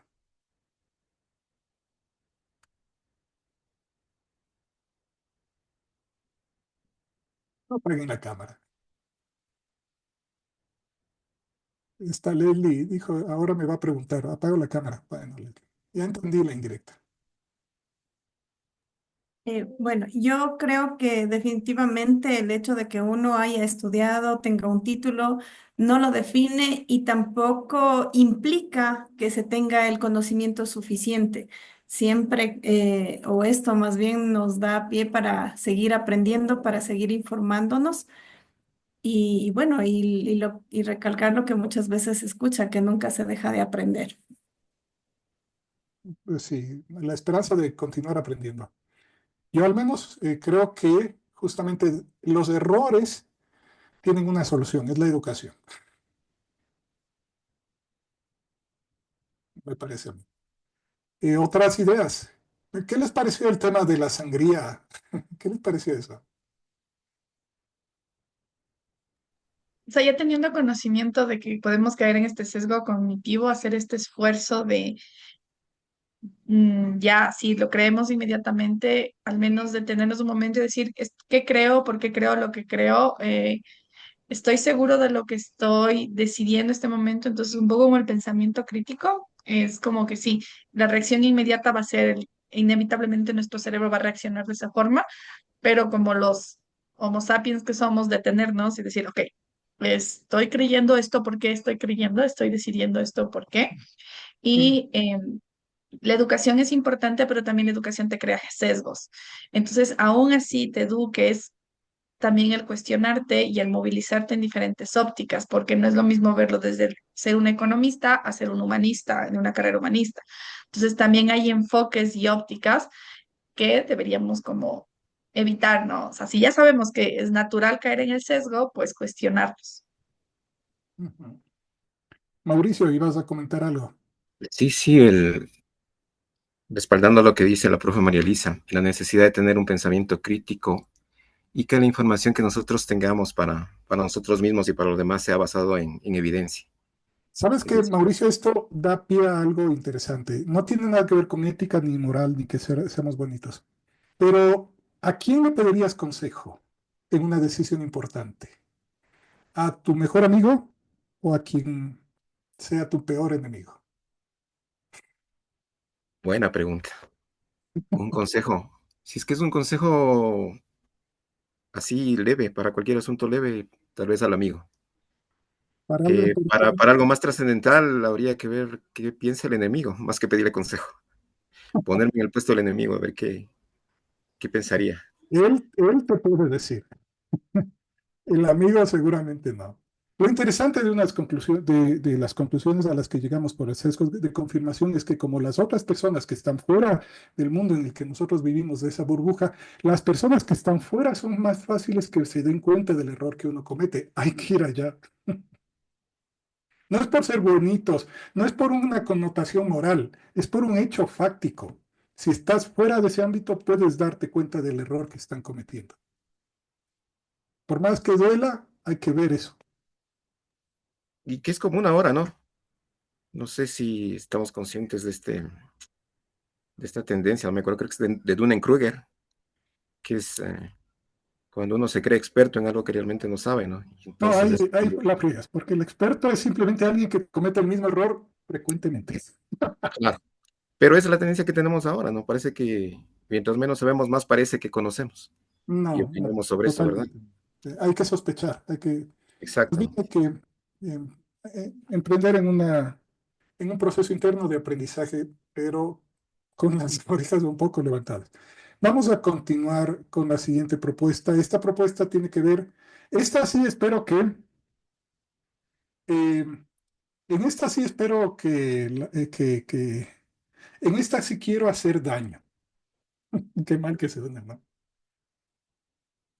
De hecho, voy a hacerlo. Sé por las estadísticas que se publicó hace 5 años, justamente por el tema de la pandemia, que voy a entrar, bueno, ya van a ver.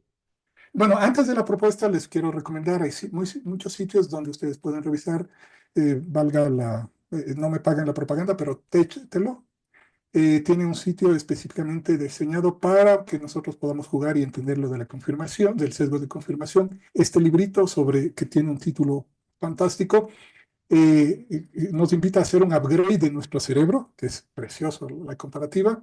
Y como youtubers podrían, por ejemplo, empezar a seguir a algunos youtubers. Yo, por lo general, eh, hablo de Antroporama, que es un canal dedicado justamente a ver esos sesgos cognitivos. Este no es el único, y, tenemos muchos más.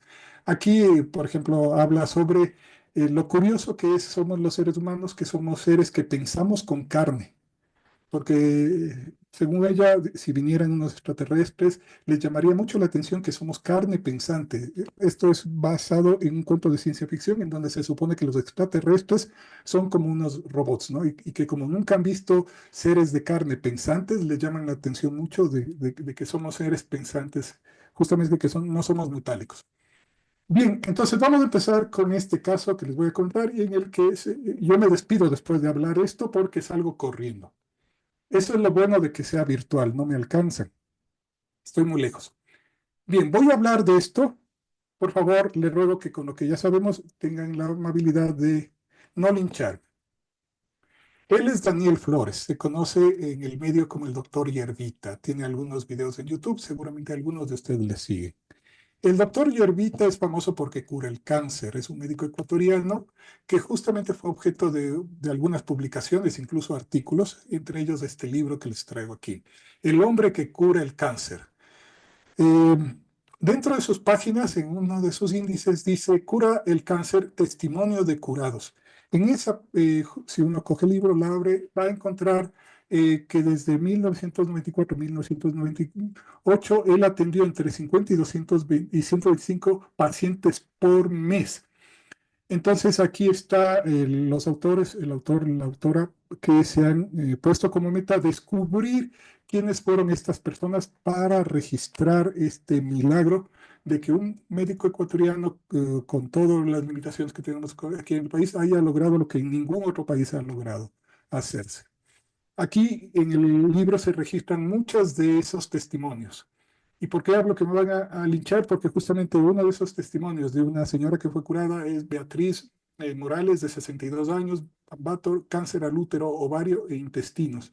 Fue tratada en 1985.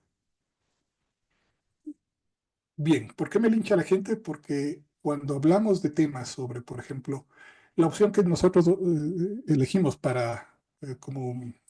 como sanidad para nuestro cuerpo, suele tener esta influencia, ¿no? Es decir, un doctor muy carismático que presenta testimonios para respaldar ¿cómo se llama? El tratamiento que él da para la cura del cáncer. Ahora sí quémenme, porque sí saben por dónde voy, ¿no?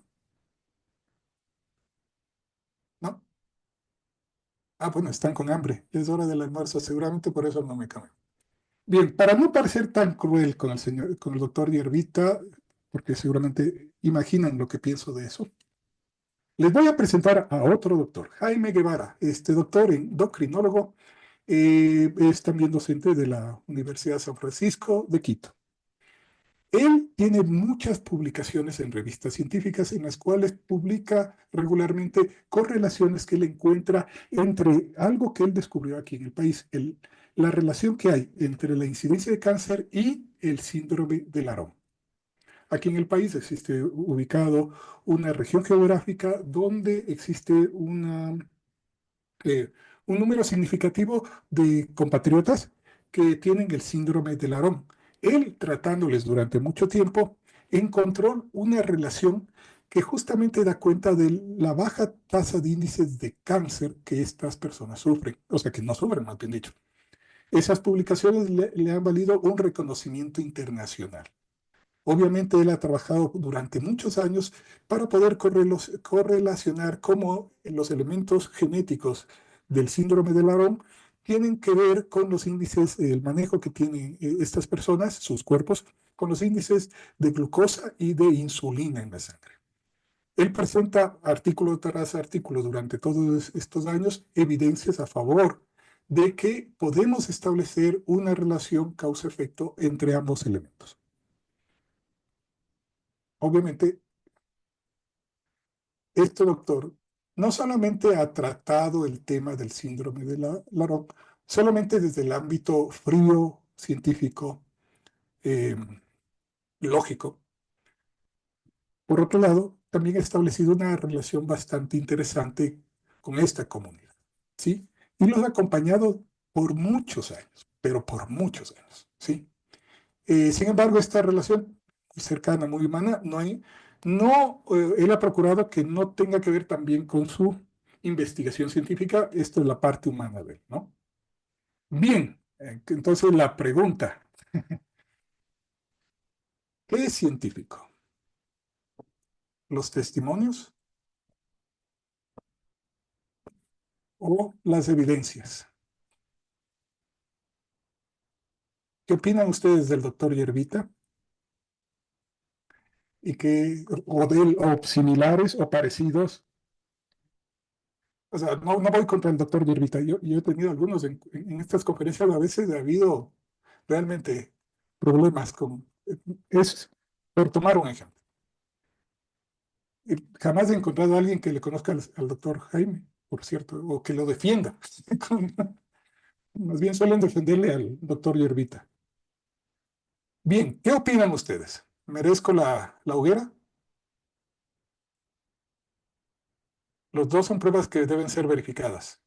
Adivina cuál es verificada. Los pares, ni siquiera por otros doctores que se encuentran en el mismo ramo, llevando años también de investigación. Adivina quién verifica sus publicaciones. Justamente la comunidad científica, es decir, otros investigadores dentro de esas mismas áreas, que estarían gustosos de demostrarle al doctor Guevara que se equivoca. ¿De acuerdo? Es decir, él es el verificador.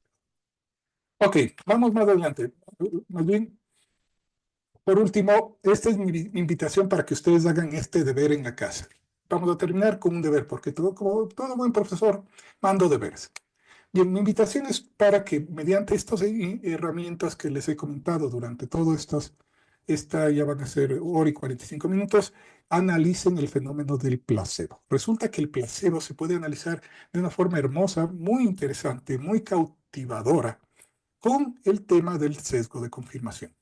El sesgo de confirmación y el placebo se llevan muy bien, o sea, muy bien como una experiencia para educarnos, para aprender. Obviamente no se llevan nada, son justamente lo contrapuesto. Solo quiero recordarles que este efecto que nosotros tenemos como organismos vivos de reaccionar positivamente frente a estímulos que no tienen que ver con los principios activos de una medicina, sino con el tamaño de la pastilla, con el color de la pastilla, con elementos que definitivamente no tienen nada que ver con una reacción química o reacción biológica dentro de nuestros cuerpos, y que es real, es decir, el placebo existe, ha obligado a la ciencia, especialmente en el área de medicina, a tener mucho cuidado en no caer en eso de toma la pastilla y de cada 100 que tomaron la pastilla, 80 se curaron, por eso venda la pastilla. Es decir, que la aspirina no se vende porque a 100 personas que les dieron la pastilla con dolor de cabeza, 80 se curaron, repito. Tengo 100 personas que les duele la cabeza, les doy a las 100 personas la aspirina, 80 notan mejoría, ¿sí? Son un montón. Por lo tanto, voy a vender la aspirina. No, la aspirina no se vende por esa razón, ¿sí? Justamente, si es que alguien va y les dice, vendamos esta pastilla, les va a decir, de plano le tumban el artículo y le hacen bullying, por decir poco. La pastilla se vende por justamente lo que conocemos el doble ciego, ¿no? El doble ciego es esta prueba en la que nosotros entregamos a un grupo de control una pastilla que tiene el mismo color, el mismo tamaño, pero que no tiene el principio activo, es decir, azúcar o cualquier otro elemento, pero que ni el investigador, ni la persona que está dando la pastilla, ni el paciente se enteran que es azúcar o que es placebo o que nada. Para ellos le están administrando el tratamiento. Lo mismo a otro grupo. Solamente fuera de este ámbito hay otra persona que sí conoce quién recibe y quién no recibe, porque queremos saber con este doble ciego si realmente funciona o no funciona ese principio activo. Y esto se repite muchas veces. Se llama justamente doble ciego porque ni siquiera el mismo médico que participa administrando el tratamiento lo sabe. Él está entregando una pastilla y dice, con esto se va a curar, con esto va a mejorar. Cuénteme cómo le va después de que tome esta pastilla.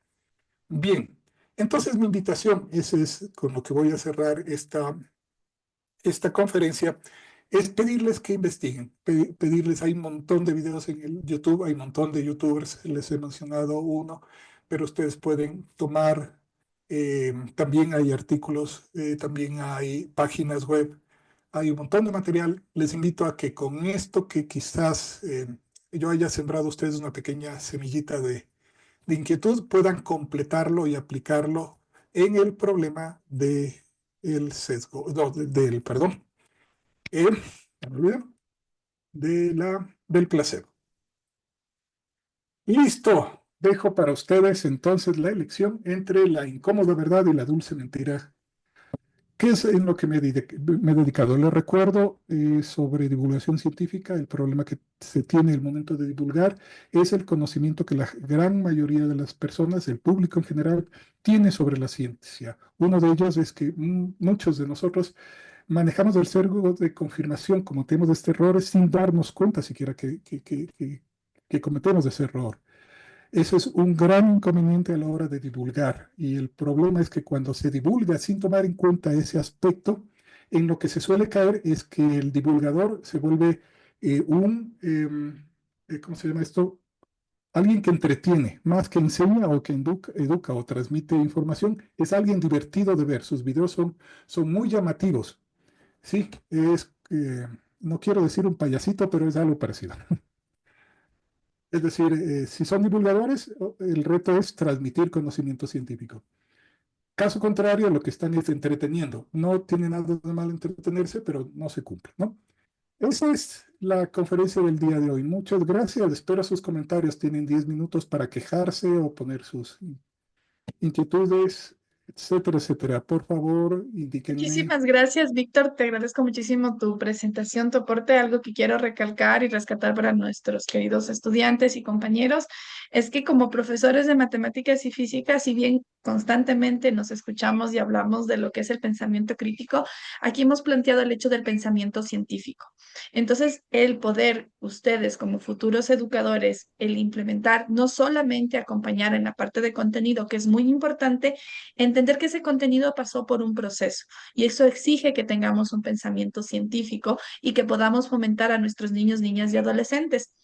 Sobre todo en los momentos que ahora viene muchísima a la sobreexposición de información, y a veces tenemos estos sesgos y caemos y a veces juega con nosotros también el algoritmo y el poder fundamentar y estas prácticas en nuestro ejercicio profesional es indispensable. Te agradezco, Víctor, muchísimo por eso. Aperturo el espacio para preguntas. Si quieren, lo pueden hacer mediante la activación del micrófono o colocarlo también en el chat, porque por honor al tiempo quizás no lo podamos responder todos, pero le haré llegar las preguntas a Víctor, de aquellas inquietudes, porque igual quedaron algunas inquietudes en el chat, para que nos pueda responder y así en la ayuda a memoria también hacerles llegar esta información. Igual de las páginas que nos ha recomendado Víctor, los libros, los enlaces, se las vamos a hacer llegar en la ayuda a memoria. Y les solicito que las personas que aún no han registrado su asistencia lo hagan en el enlace que está en el chat, como en la encuesta de satisfacción. Entonces doy paso a las personas que deseen plantear alguna inquietud o también escribirlas en el chat.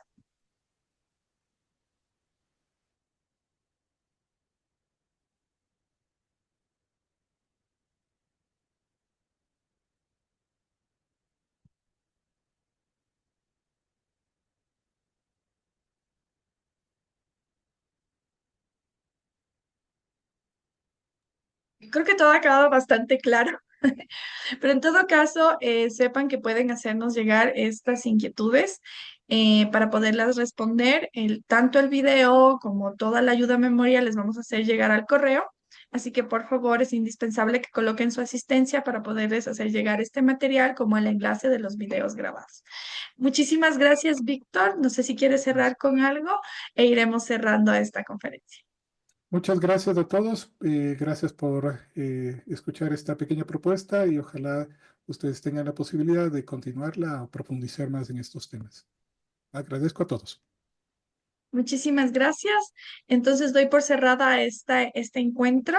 Podemos seguirnos desconectando porque yo necesito ya hacer un proceso con la inteligencia artificial. Muchas gracias y hasta pronto.